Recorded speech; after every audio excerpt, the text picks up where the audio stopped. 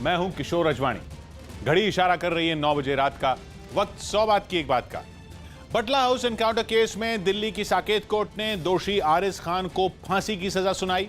मुंबई में कोरोना संकट के बीच लोगों की लापरवाही को देखते हुए बीएमसी को लॉकडाउन लगाने की चेतावनी देनी पड़ी तो आईसीएमआर ने भी लोगों से सावधानी बरतने की अपील की। असदुद्दीन ओवैसी के उत्तर प्रदेश में अपराधियों के एनकाउंटर को मजहब से जोड़ने वाले बयान पर घमासान छिड़ गया और बंगाल में अमित शाह ने ताबड़तोड़ चुनावी रैलियां करते राज्य सरकार को घेरा तो ममता बनर्जी ने व्हील चेयर पर प्रचार कर इमोशनल कार्ड खेले। मुंबई में कोरोना के दोबारा बढ़ते खतरे के बीच लोगों की लापरवाही को देखते हुए वहां के नगर निगम बीएमसी को फिर लॉकडाउन लगाने तक की चेतावनी देनी पड़ी। महाराष्ट्र के कई शहरों के अलावा मुंबई में भी कोरोना मरीजों की संख्या में लगातार इजाफा हो रहा, लेकिन इसके बाद भी वहां के लोग सुधरने का नाम नहीं ले रहे। दादर सब्जी मंडी से जो तस्वीरें सामने आई उन्होंने तो हैरान कर दिया। मंडी में लोगों की खचाखच भीड़ दिखी। आलम यह था कि वहां पैर रखने तक की जगह नहीं थी। इसके बाद भी वहां मौजूद लोग इतने लापरवाह दिखे कि उन्होंने कोरोना के दोबारा बढ़ते खतरे पर सावधानी बरतना तक जरूरी नहीं समझा। सब्जी मंडी में सोशल डिस्टेंसिंग की तो जमकर धज्जियां उड़ाई ही गईं। किसी ने मास्क पहनने तक की जहमत नहीं उठाई। दादर की सब्जी मंडी में कोरोना नियमों की धज्जियां उड़ाने का सिलसिला भी जारी है। भीड़ के चलते सोशल डिस्टेंसिंग के नियमों का पालन तो बिल्कुल नहीं होता। लोगों की बढ़ती लापरवाही को देखते हुए बीएमसी की मेयर ने मुंबई में दोबारा लॉकडाउन लगाने की चेतावनी दी। लोग नहीं समझते तो बंद होना चाहिए, क्योंकि इनके लापरवाही से दूसरे लोग बाधित हो रहे। मुंबई में फिर रोजाना कोरोना के 300 से भी ज्यादा नए मरीज सामने आ रहे हैं। यानी खतरा एक बार फिर बढ़ता जा रहा है, लिहाजा केंद्र सरकार भी सतर्क है। न्यूज 18 के विक्रांत यादव की रिपोर्ट है कि प्रधानमंत्री नरेंद्र मोदी वीडियो कॉन्फ्रेंसिंग के जरिए मुख्यमंत्रियों के साथ 17 मार्च को दोपहर 12:30 बजे बैठक करेंगे, जिसमें कोरोना के बढ़ते खतरे और वैक्सीन के मुद्दे पर चर्चा होगी। पिछले कुछ दिनों में सबसे ज्यादा मरीज महाराष्ट्र, पंजाब, तमिलनाडु और मध्य प्रदेश से सामने आ रहे हैं और जिन राज्यों में आंकड़े चिंता बढ़ा रहे हैं उनकी लिस्ट में दिल्ली, गुजरात, कर्नाटक और हरियाणा भी शामिल है। संकट का अंदाजा इसी बात से लगाया जा सकता है कि पंजाब सरकार ने 10वीं और 12वीं बोर्ड की परीक्षाओं की तारीखें तक बदल दी। पंजाब में अब 10वीं और 12वीं की परीक्षाएं 9 अप्रैल के बजाय 4 मई से 24 मई तक होंगी, जबकि अहमदाबाद के कई इलाकों में रात 10 बजे के बाद होटल, रेस्टोरेंट, जिम, सैलून और कमर्शियल दफ्तर बंद रखने का आदेश नगर निगम ने जारी कर दिया। तो वहीं मेडिकल क्षेत्र में रिसर्च करने वाली संस्था आईसीएमआर ने तो यहां तक कह दिया कि अगर लोग लापरवाही बरतना नहीं छोड़ेंगे तो हालात और भी गंभीर हो सकते हैं। पालन नहीं करते हैं तो ये आंकड़ा फिर बढ़ता जाएगा। तो पहले चरण जो एपिडेमिक का था उधर उसी टाइम वो ऐसे एक स्थिति फिर आने का चांस है, लेकिन हम उसको आने दें या अभी हम उसको रोक ले, ये हमारा हाथ में है। संक्रमित व्यक्ति तो है इंडिया में और वो आजू बाजू इर्द गिर्द में आ जाते हैं तो संक्रमण फैलेगा जरूर। ये जंग अभी खत्म नहीं हुई है। एक तरफ खतरा बढ़ता जा रहा है, लेकिन कोरोना की रोकथाम के लिए जारी किए गए राजस्थान सरकार के आदेश को जयपुर के सिंधी कैंप बस अड्डे पर पूरी तरह नजरअंदाज कर दिया। सरकार का आदेश है कि देश के जिन 6 राज्यों में कोरोना के मरीज फिर तेजी से बढ़े हैं वहां से आने वाले लोगों को नेगेटिव कोरोना रिपोर्ट दिखाने के बाद ही राज्य में एंट्री दी जाएगी। इसके बावजूद शहर के इस बस अड्डे पर कोरोना रिपोर्ट की जांच के लिए कोई इंतजाम नहीं दिखा। चेक करने वाला नहीं है कोई भी कि कोरोना रिपोर्ट है या नहीं है 72 घंटे पहले की। हरियाणा के रेवाड़ी से जयपुर पहुंचे एक मुसाफिर ने भी बताया कि किसी ने उसकी कोरोना रिपोर्ट नहीं देखी। बीच में चेक कर रहा है कि उनके पास कोरोना रिपोर्ट है या नहीं है। नहीं, कोई नहीं चेक कर रहा। वहां जो लोग पहुंचे उनमें कुछ ने मास्क लगाने तक की जहमत नहीं उठाई। किसी ने मास्क पहनने के नाम पर सिर्फ खाना पूर्ति की तो कुछ लोगों के पास इस पर बहाने तैयार मिले। तकलीफ होती है तो मुझे थोड़ा नीचे करना पड़ता है। फोन पे बात कर रहे थे भाई साहब। बस अड्डे पर कई ऐसे बुजुर्ग भी मिले जिन्होंने कोरोना नियमों की अनदेखी की। तो दूसरी तरफ गुजरात में वैक्सीन लगाने के अभियान में गड़बड़ी का हैरान करने वाला मामला सामने आया। कुछ ऐसे लोगों को टीका लगाने का सर्टिफिकेट जारी किया गया जो कभी वैक्सीनेशन सेंटर पर पहुंचे ही नहीं, लेकिन उन्होंने शिकायत की है कि सेंटर पहुंचे बिना ही उन्हें सर्टिफिकेट जारी हो गया। सर्टिफिकेट में व्यक्ति का नाम और उसके पहचान पत्र की जानकारी भी दर्ज की गई और वैक्सीन लगाने वाले डॉक्टर का नाम भी लिख दिया गया। इंजेक्शन लगाने से पहले सर्टिफिकेट जनरेट हो गया कि सफलतापूर्वक इंजेक्शन लगा दिया गया है। टीका लगवाए बिना ही सर्टिफिकेट बनने के बाद लोग शिकायत करने सूरत नगर निगम भी पहुंच गए, जिसके बाद मामले की जांच शुरू हो गई। इंफॉर्मेशन टेक्नोलॉजी डिपार्टमेंट को साथ में रह के इसकी जांच की जाएगी। जांच के रिपोर्ट के आधार पे आगे कार्यवाही की जाएगी। गड़बड़ी का शिकार हुए लोगों ने मोबाइल ऐप के जरिए वैक्सीन लगवाने के लिए रजिस्ट्रेशन किया था, लेकिन वैक्सीन लगवाने के दिन वैक्सीनेशन सेंटर पर नहीं पहुंच पाए थे। सौभाग्य की एक बात यह कि हम लोगों ने कोरोना महामारी के संकट को भी अपनी सनक दिखाने का जरिया बना डाला। इस महामारी से पूरी दुनिया अब तक हिली हुई है। एक साल बाद कहीं कोरोना की दूसरी लहर शुरू हो गई है तो कहीं तीसरी। कई देशों में फिर से लॉकडाउन की नौबत आ गई। हमारे देश के भी कई राज्यों में महीने भर से चेतावनी दी जा रही है कि लोग मनमानी बंद करें, नहीं तो लॉकडाउन लगाने के लिए मजबूर होना पड़ेगा। फिर भी हम लोगों के कानों पर जूं नहीं रेंग रही। हम लगातार इस महामारी का बोझ बढ़ाते जा रहे हैं, जो घूम फिर कर हमारे ही कंधों पर आना है। चाहे वो आर्थिक बोझ हो या महामारी की वजह से होने वाली मौतों का, भुगतना तो हम लोगों को ही पड़ेगा। हम मास्क पहनकर इस संकट को फैलने से रोक सकते थे, लेकिन अपने चेहरे पर एक मास्क का बोझ भी हमसे उठाया नहीं जा रहा। मास्क न लगाने के लिए हमारे पास बहानों की कोई कमी नहीं है। कुतर्क करने में तो हम बेजोड़ हैं। हम में कई लोगों को यह भ्रम हो गया है कि एक साल में कोरोना हमारा कुछ नहीं बिगाड़ पाया तो अब क्या कर लेगा। अब से 100 साल पहले स्पेनिश फ्लू की महामारी पूरी दुनिया में फैली। हमारा देश भी उसका शिकार हुआ। अफसोस कि उस महामारी को झेलने वाले हमारे पुरखे अब इस दुनिया में नहीं है, वरना वो बताते कि 2 साल तक स्पेनिश फ्लू ने देश में कितना कहर बरपाया था। इंटरनेट पर उसका ब्यौरा मौजूद है, जिसे पढ़ने के बाद रूह कांपने लगती है। स्पेनिश फ्लू वाले दौर में ब्रिटिश सरकार, जिसे हम लोगों की जान की कोई परवाह नहीं थी। अब हम खुशकिस्मत हैं कि अभी हम लोगों को बचाने, महामारी से आगाह करने वाली सरकार देश में है। बदकिस्मती यह है कि हम खुद तो समझने से रहे और सरकार की बात सुनने के लिए तैयार नहीं है। कोरोना से बचाव के दिशा निर्देशों को हमने तमाशा बना लिया है। मास्क हम लगाते नहीं, कोरोना की जांच मुफ्त में हो रही है। हम में बहुत से लोग वहां भी फर्जीवाड़ा करने में जुट गए हैं। कई राज्यों में यह नियम बनाया गया है कि बाहर से आने वाले कोरोना टेस्ट की नेगेटिव रिपोर्ट लाएंगे तभी आने दिया जाएगा। स्कूल कॉलेज के हॉस्टल में टेस्ट रिपोर्ट पेश करना अनिवार्य है। हम में कुछ लोग वहां भी बिना टेस्ट कराए ही रिपोर्ट दे आते हैं। हमने इसका जुगाड़ कर लिया है, क्योंकि जुगाड़ में तो हम उस्ताद हैं। हम ये भी नहीं सोचते कि ऐसा करके हम लोग महामारी को धोखा नहीं दे रहे, सरकार को भी नहीं दे रहे, हम खुद को धोखा दे रहे हैं। अपने इस पागलपन पर खुश भी हैं। यह हम लोगों की फितरत की वजह से ही है कि अब स्वास्थ्य विभाग के कर्मचारी भी अपने काम से मुंह चुराने लगे। जब हम लोगों को ही टेस्ट कराने में दिक्कत है तो सरकारी कर्मचारी भला हमारे पीछे पड़कर अपना समय और दिमाग क्यों खराब करें। महामारी का दौर जितना लंबा चल रहा है, हमारी दिक्कतों की लिस्ट भी उतनी ही लंबी हो गई। अब हम लोगों को वैक्सीन लगवाने से भी दिक्कत हो रही है। हमारी सहूलियत के लिए वैज्ञानिकों ने दिन रात एक करके वैक्सीन बनाई। इमरजेंसी में सरकार ने वैक्सीन को मान्यता दी। इतनी आपाधापी इसलिए थी क्योंकि हम लोग ही चीख कर पूछ रहे थे कि वैक्सीन कब तक आएगी। अब वैक्सीन आ गई तो हमारा दिमाग कुछ ज्यादा ही चलने लगा है। इतना तय है कि हमारी मनमानी अगर ऐसे ही चलती रही तो महामारी का दौर भी चलता ही रहेगा। मुंबई, महाराष्ट्र, राजस्थान, मध्य प्रदेश, पंजाब में हालात तेजी से बिगड़ रहे हैं। हम लोगों को तो याद होगा ना कि पिछले साल मार्च का आखिरी हफ्ता शुरू होते होते देश में लॉकडाउन लगाना पड़ गया था। एक बार फिर हमने उसी तरह के हालात पैदा कर दिए हैं। पिछली बार लॉकडाउन के लिए महामारी जिम्मेदार थी। इस बार ऐसा हुआ तो हम सब इसके जिम्मेदार हों। उत्तर प्रदेश के मथुरा में बीजेपी विधायक करिंदा सिंह को कृषि सुधार कानूनों से नाराज किसानों के विरोध का सामना करना पड़ा। वो अपने विधानसभा क्षेत्र गोवर्धन में आयोजित एक चौपाल कार्यक्रम में लोगों की समस्याएं सुनने जा रहे थे, लेकिन कार्यक्रम में पहुंचने से पहले ही इलाके के कुछ किसानों ने उनका काफिला बीच रास्ते में ही रोक लिया और नारेबाजी करने लगे। कृषि सुधार कानूनों का विरोध कर रहे 2 किसान तो बीच सड़क पर लेट गए। उन्होंने विधायक करिंदा सिंह के काफिले को वहां से आगे नहीं बढ़ने दिया। किसी भी भाजपा कार्यकर्ता का, किसी भी भाजपा पदाधिकारी का, किसी भी भाजपा जनप्रतिनिधि का गांव में आना निषेध है। काफिले में शामिल पुलिस वालों ने प्रदर्शनकारियों को समझा बुझाकर रास्ता खाली करवाने की काफी कोशिश की, लेकिन सब बेअसर रहा। आखिरकार किसानों के विरोध को देखते हुए बीजेपी विधायक को वहां से लौटना पड़ा।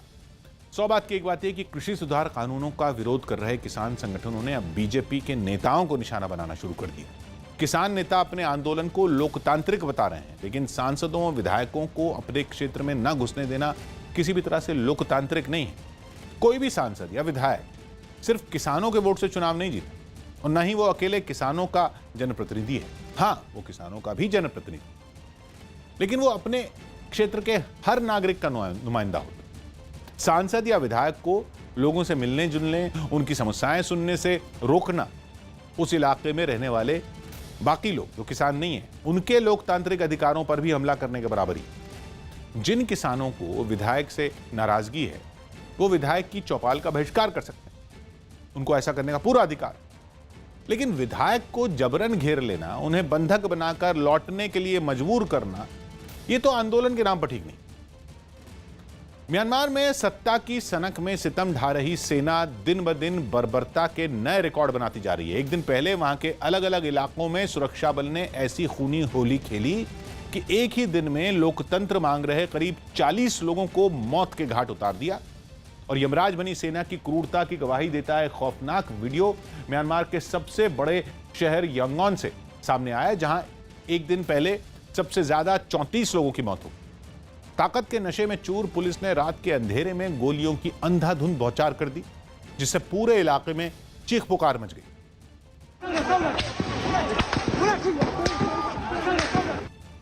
नारों की जगह गोलियों की गूंजने लगी और जान बचाने के लिए प्रदर्शनकारी दौड़ पड़े।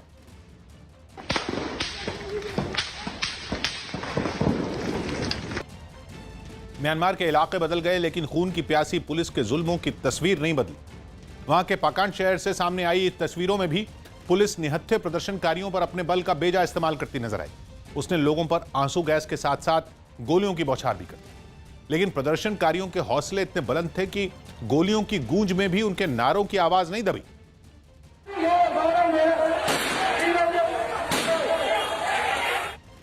म्यांमार में सेना अपने शासन का रास्ता साफ करने के लिए अब तक 100 से ज्यादा लोगों की जान ले चुकी। जसप्रीत बुमराह को उनकी शादी पर कई हस्तियों ने बधाई दी। जसप्रीत बुमराह ने एंकर संजना गणेशन के साथ गोवा में शादी कर ली। कोरोना संकट की वजह से समारोह में परिवार के ही काफी कम लोग शामिल हुए। हरभजन सिंह और सुरेश रैना समेत कई हस्तियों ने सोशल मीडिया पर जसप्रीत बुमराह को उनकी शादी की बधाई दी। नागपुर में कोरोना की वजह से 21 मार्च तक सख्त लॉकडाउन लागू कर दिया गया। हालांकि वहां फिर भी कई जगहों पर भीड़ देखी गई। नागपुर में पिछले 24 घंटों में कोरोना के 1252 मामले सामने आए हैं और कुल एक्टिव मामलों की संख्या करीब 17,000 तक पहुंच गई है। आज पहला दिन है, पहले दिन ही लोग बड़ी मात्रा में नागपुर में सड़कों पर दिख रहे हैं। खबर है कि अक्षय कुमार फिल्म राम सेतु की शुरुआत अयोध्या से करेंगे। इसके लिए वो इसी हफ्ते फिल्म की टीम के साथ अयोध्या पहुंचेंगे। इस फिल्म में जैकलिन फर्नांडिस और नुसरत भरूचा भी नजर आएंगी। झारखंड के रांची में कुछ बीजेपी विधायकों ने विधानसभा के सामने प्रदर्शन किया और महिलाओं के खिलाफ बढ़ते अपराध का मुद्दा उठाया।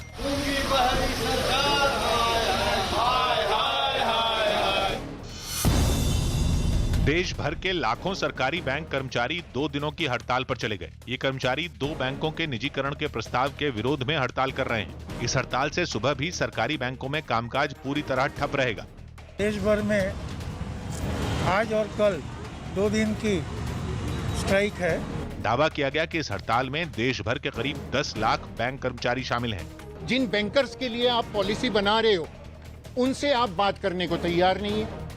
उत्तर प्रदेश के फतेहपुर में जहरीली शराब से 2 लोगों की मौत होने के बाद पुलिस और आबकारी विभाग ने राज्य में कई जगहों पर अवैध शराब कारोबारियों के खिलाफ ताबड़तोड़ कार्रवाई की। इसके लिए दोनों विभागों की कुछ टीमें फतेहपुर के 3 अलग अलग इलाकों में भी पहुंची और अवैध शराब बनाने वालों के ठिकानों पर छापा मारा।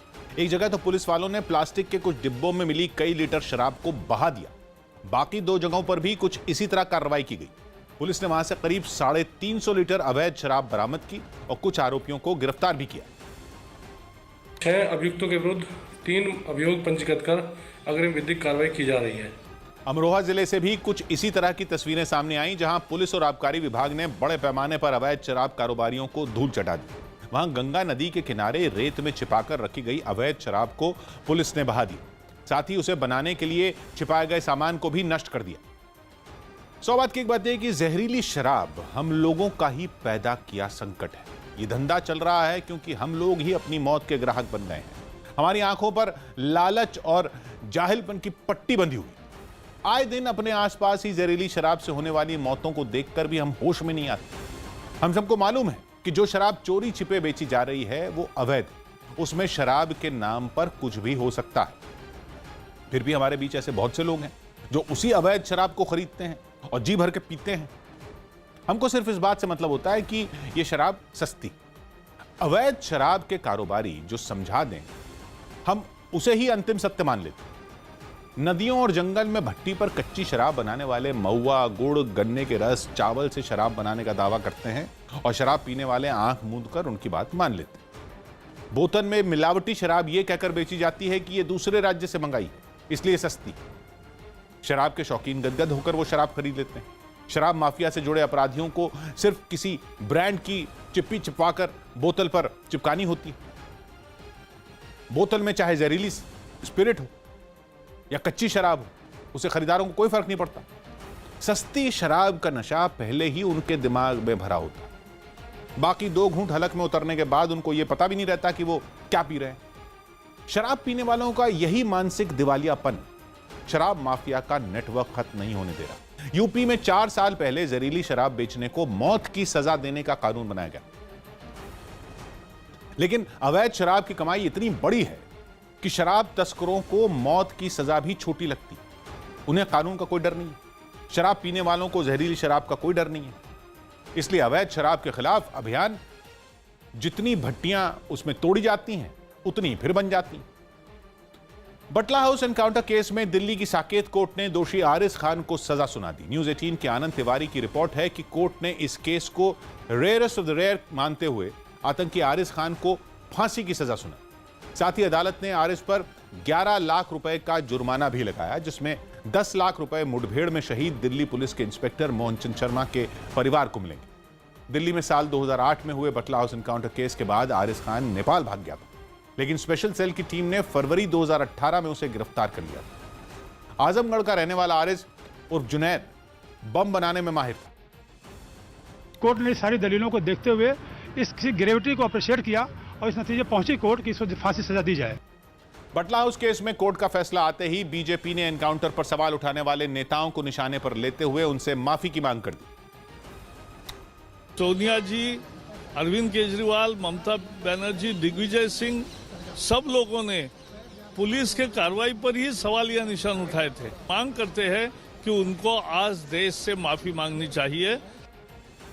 अमेरिका में कहर ढा रहे बर्फीले तूफान की वजह से कई हाईवे बंद कर दिए गए और 2000 से ज्यादा उड़ानें रद्द कर दी गईं। मौसम के बिगड़े मिजाज का असर अमेरिका के कई इलाकों में देखने को मिला, जिसकी वजह से वहां पिछले 1 हफ्ते से भारी बर्फबारी हो रही है। सबसे बुरा हाल कोलोराडो राज्य का रहा, जहां बर्फीले तूफान के बाद शहर के शहर बर्फ से पट गए। वहां के डेनवर शहर से सामने आई तस्वीरों को देखकर तो ऐसा लगा जैसे उसने बर्फ की चादर ओढ़ ली। मकान, सड़कें, गाड़ियां, हर एक चीज पर बर्फ जम गई। कई लोग गाड़ियों पर जमी बर्फ को साफ करते नजर आए, जबकि एक तस्वीर में एक गाड़ी की छत पर इतनी बर्फ इकट्ठी दिखी जिसे देखकर ऐसा लगा जैसे कि वो उस बर्फ के ढेर को ढोकर कहीं ले जा रही हो। बर्फीले तूफान की वजह से वहां के कई इलाकों में पहाड़ खिसकने की घटनाएं भी हुई, जिनकी वजह से लोगों को अलर्ट रहने की हिदायत दी गई। उत्तराखंड के मुख्यमंत्री ने प्रधानमंत्री की तुलना राम से कर दी। उत्तराखंड के सीएम तीरथ सिंह रावत ने प्रधानमंत्री मोदी की तुलना राम और कृष्ण से कर दी। एक दिन पहले वो हरिद्वार में चल रहे कुंभ में एक कार्यक्रम में पहुंचे थे। इसी दौरान उन्होंने पीएम की तारीफ करते हुए उन्हें दुनिया भर में काफी लोकप्रिय बताया। राम ने भी यही समाज का काम किया था, इसलिए भगवान मानने लगे। आने वाले समय में नरेंद्र मोदी को भी उसी रूप में हम मानने लगेंगे। पूर्वी दिल्ली के कुछ इलाकों में पानी की किल्लत ने लोगों की परेशानी बढ़ा दी। मंडावली इलाके में 3 दिन बाद पानी आया भी तो वो इस्तेमाल करने लायक नहीं दिखा। कुछ जगहों पे पानी अभी भी बिल्कुल नहीं आया है और कुछ जगहों पर आया है तो इस तरह का गंदा पानी यहाँ पर दिखाई दे रहा है। लोगों ने दावा किया कि पानी की किल्लत की वजह से वो बूंद बूंद के लिए तरसे। पानी आ ही नहीं रहा है, लोग खरीद के पानी पी रहे हैं। हालांकि दिल्ली के स्वास्थ्य मंत्री सत्येंद्र जैन ने भरोसा दिया कि पानी की परेशानी को दूर कर दिया गया है। टैंक होता है ना, उसको लेवल आने में थोड़ा समय लगता है। सबको 1-2 घंटे के अंदर कोई भी बचा है तो ठीक हो जाए। टीम इंडिया के क्रिकेटर ईशान किशन के परिवार वालों ने बिहार के नवादा में जश्न मनाया। ईशान ने इंग्लैंड के खिलाफ दूसरे T20 मैच से अंतर्राष्ट्रीय क्रिकेट में कदम रखा। साथ ही 32 गेंदों में 56 रनों की तेज पारी खेली और भारत की जीत में अहम भूमिका निभाई। बहुत ही बड़ी चीज थी और हम लोग के लिए तो बहुत ही प्राउड मोमेंट था। पुदुचेरी में शिक्षा विभाग ने 1ली से 9वीं क्लास के सभी छात्रों को पास कर दिया। कोरोना संकट की वजह से यह फैसला लिया गया। दिल्ली के पास ग्रेटर नोएडा में बदमाशों ने एक इंजीनियर से लूटपाट की। इसके बाद उस इलाके के चौकी इंचार्ज समेत 4 पुलिस वालों को लाइन हाजिर कर दिया गया। उत्तर प्रदेश के शामली से हैरान कर देने वाला एक मामला सामने आया। वहां 2 फीट के एक लड़के ने पुलिस थाने पहुंचकर अपनी शादी करवाने की गुहार लगाई। उसने बताया कि वो इससे पहले राज्य के पूर्व मुख्यमंत्री अखिलेश यादव से भी अपने लिए लड़की ढूंढने की बात कर चुका है, लेकिन इतना वक्त बीत जाने के बाद भी वो अभी तक कुंवारा है, जिससे परेशान होकर वो थाने पहुंचा और वहां मौजूद पुलिस वालों से अपनी शादी जल्द से जल्द करवाने की मांग की। बहुत सारे पहचान हो लोकाई के बगैर मुझे नींद भी नहीं आती रात को। इस बीच 26 साल के अजीम मंसूरी नाम के इस लड़के का अपने एक दोस्त की शादी में घोड़ी पर बैठकर डांस करने का वीडियो वायरल हो रहा है।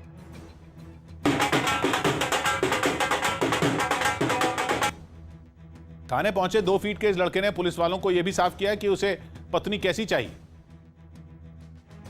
दिल्ली की केजरीवाल सरकार और केंद्र सरकार फिर आमने सामने है। आम आदमी पार्टी ने आरोप लगाया कि लोकसभा में एनसीटी एक्ट को दिल्ली सरकार के अधिकार कम करने के मकसद से पेश किया गया। न्यूज 18 के विक्रांत यादव की रिपोर्ट है कि आम आदमी पार्टी ने इस बिल का मकसद दिल्ली के उपराज्यपाल की शक्तियां बढ़ाना बताया है, जिससे दिल्ली सरकार कोई भी फैसला खुद न ले पाए और हर फाइल एलजी के पास भेजनी पड़े।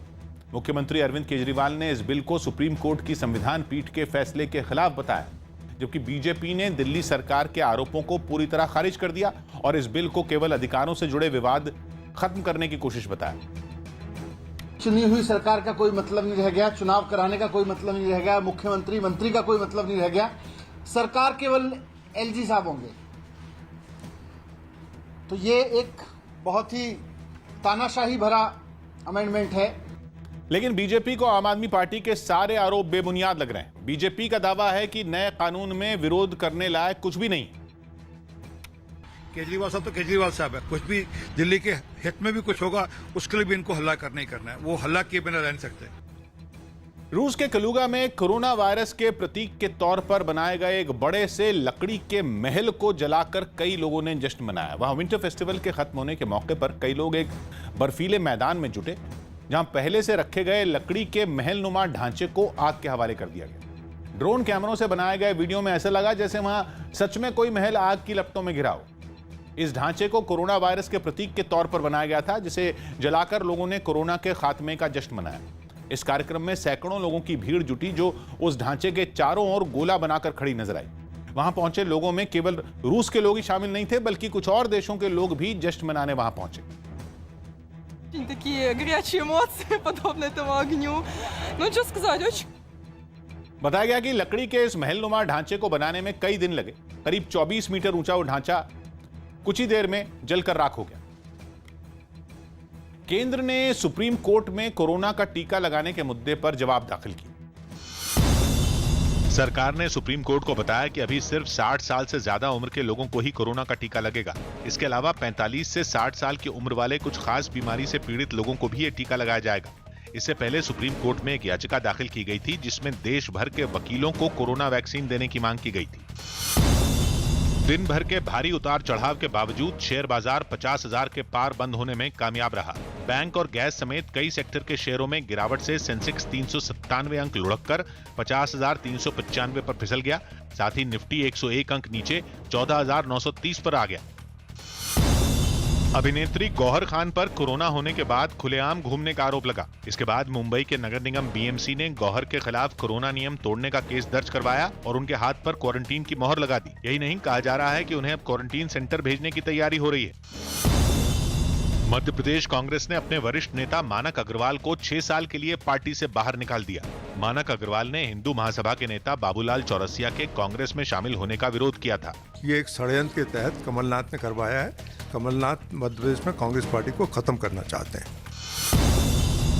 जयपुर में एसीपी कैलाश बोहरा की गिरफ्तारी पर सियासत गर्मा गई। एसीपी कैलाश बोहरा पर आरोप है कि उन्होंने रेप के एक मामले में जांच के लिए पीड़ित से अवैध संबंध बनाने की मांग की, जिसकी शिकायत मिलने पर एंटी करप्शन ब्यूरो ने उन्हें गिरफ्तार कर लिया। एसीबी अब कॉल रिकॉर्डिंग के आधार पर आगे की कार्रवाई में जुट गई। कार्रवाई करवाने की एवज में इन्होंने सेक्सुअल फेवर चाहा इनसे, तो जब सेक्सुअल फेवर की बात आई तब ये कंप्लेंट लेकर के एसीबी ऑफिस आई थी।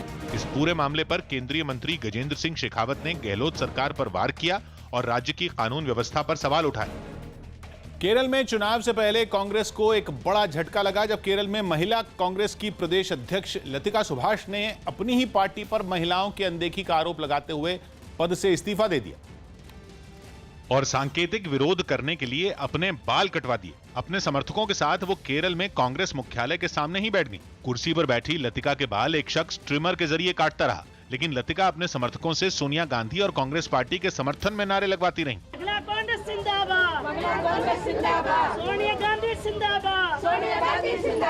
केरल में महिला कांग्रेस की प्रदेश अध्यक्ष लतिका सुभाष ने पार्टी पर महिलाओं की अनदेखी का आरोप लगाया। I removed my care only for women's justice in Kerala Pradesh Congress committee. सूत्रों के मुताबिक जिस सीट से लतिका सुभाष टिकट चाहती थीं, वो सीट गठबंधन में कांग्रेस के खाते में नहीं आई। लेकिन लतिका ने मुद्दा उस सीट को नहीं बनाया, बल्कि आरोप लगाया कि 86 उम्मीदवारों की सूची में केवल 9 महिलाओं को टिकट मिलना महिलाओं से नाइंसाफी है। I am not going to any other party. I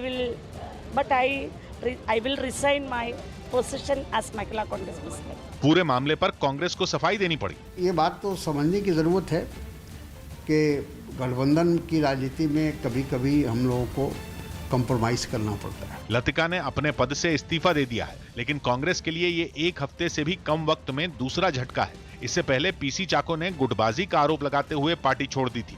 100 बात की एक बात है कि चुनाव में टिकट न मिलने या टिकट कट जाने की नाराजगी हर पार्टी को झेलनी पड़ती है। केरल में कांग्रेस की महिला नेता का गुस्सा भी इसी बात पर था, लेकिन उन्होंने इसे महिलाओं की हिस्सेदारी से जोड़कर कांग्रेस के नेताओं की बोलती बंद कर दी। कांग्रेस इसे गठबंधन की मजबूरी बता रही है, लेकिन इस बात का जवाब कांग्रेस के नेताओं के पास भी नहीं है कि गठबंधन में जितनी सीटें मिली उनमें महिलाओं के हिस्से में 1/3 सीट भी क्यों नहीं है।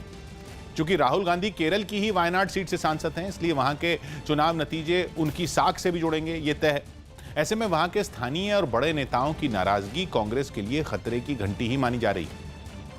राजस्थान में फोन टैपिंग मामले को लेकर एक बार फिर सियासी घमासान छिड़ गया।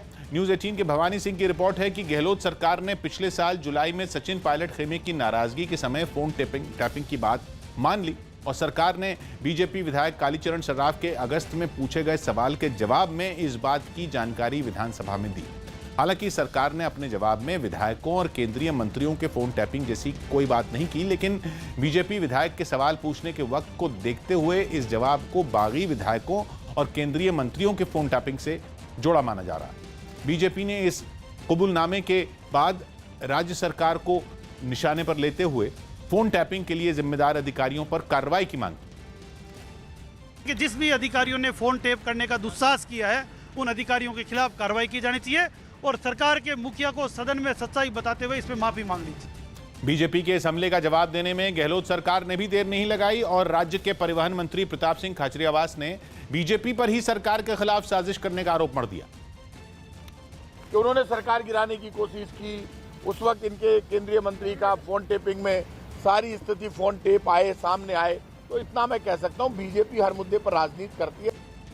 दक्षिण अमेरिकी देश बोलिविया की राजधानी लापाज में एक पूर्व राष्ट्रपति की गिरफ्तारी पर जमकर बवाल हुआ। पूर्व राष्ट्रपति जेनिन आइनेस पर 2019 में तख्ता पलट की साजिश रचने का आरोप लगा, लेकिन उनकी गिरफ्तारी की खबर आते ही उनके समर्थकों की भीड़ पुलिस स्टेशन के बाहर जमा हो गई। लेकिन वहां जेनिन आइनेस के विरोधी पहले से ही मौजूद थे, जिसके बाद उनके समर्थकों और विरोधियों के बीच सड़क पर ही जमकर लात घूंसे और डंडे चलने लगे। इससे पहले जेनिन आइनेस के समर्थक सैकड़ों की संख्या में पुलिस स्टेशन के बाहर प्रदर्शन करते नजर आए। वो सभी अपने हाथों में कई पोस्टर और तख्तियां थामे थे, जिन पर पूर्व राष्ट्रपति को सख्त सजा देने की मांग के नारे लिखे थे। इस प्रदर्शन में वो लोग भी शामिल हुए जिनके परिवार के किसी शख्स की तख्ता पलट के दौरान हुई हिंसा में मौत हुई थी। ये विरोध प्रदर्शन वहां कई घंटों तक चलता रहा। बाद में कुछ पुलिस वाले वहां पहुंचे और उसे खत्म करा दिया। फरवरी में थोक महंगाई दर बढ़ गई। थोक महंगाई दर फरवरी में बढ़कर 4.17% हो गई। इससे पहले जनवरी में ये 2.03% रही थी। पश्चिम बंगाल विधानसभा चुनाव के बीच अभिनेत्री देवश्री रॉय ने टीएमसी छोड़ दी। उन्हें इस बार पार्टी से टिकट नहीं मिला था। देवश्री 2 बार टीएमसी से विधायक चुनी गई थी। भारत और इंग्लैंड के बीच शाम 7 बजे अहमदाबाद में तीसरा T20 मैच खेला जाएगा। अभी 5 मैचों की ये सीरीज 1-1 की बराबरी पर है। जेएनयू में देश विरोधी नारे लगाने के आरोप में घिरे कन्हैया कुमार और उमर खालिद दिल्ली की पटियाला हाउस कोर्ट में पेश हुए। कोर्ट ने इस मामले में पुलिस को निर्देश दिया कि वो सभी आरोपियों को चार्जशीट की कॉपी सौंपे। अब इस मामले की अगली सुनवाई 7 अप्रैल को होगी।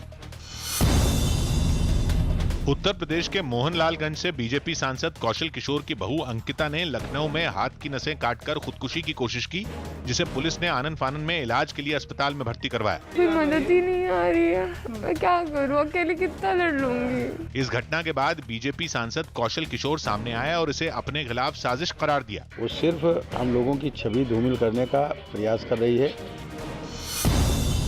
ऑस्कर पुरस्कारों के लिए नॉमिनेशन की शॉर्ट लिस्ट आ गई। इस बार प्रियंका चोपड़ा, राजकुमार राव और आदर्श गौरव की फिल्म द व्हाइट टाइगर को best writing adapted screen play category में नॉमिनेट किया गया है। इसके अलावा हॉलीवुड फिल्म मैंक को सबसे ज्यादा 10 कैटेगरी में शामिल किया गया है। इस बार कोरोना की वजह से इन पुरस्कारों का ऐलान देरी से 25 अप्रैल को होगा। राजस्थान के सीकर से रोंगटे खड़े कर देने वाला एक वीडियो सामने आया, जिसमें एक तेज रफ्तार कार बेकाबू होकर हवा में कई बार पलटती दिखी और ये पूरी घटना वहां लगे सीसीटीवी कैमरे में रिकॉर्ड हो गई, जिसमें दिखा कि बेकाबू हो जाने की वजह से वो कार फिसलते हुए सड़क के किनारे चली गई। लेकिन उसकी रफ्तार इतनी तेज थी कि महज 4 सेकंड में ही वो कार 8 बार हवा में पलटी। इसके बाद जो हुआ, ब्रेक के बाद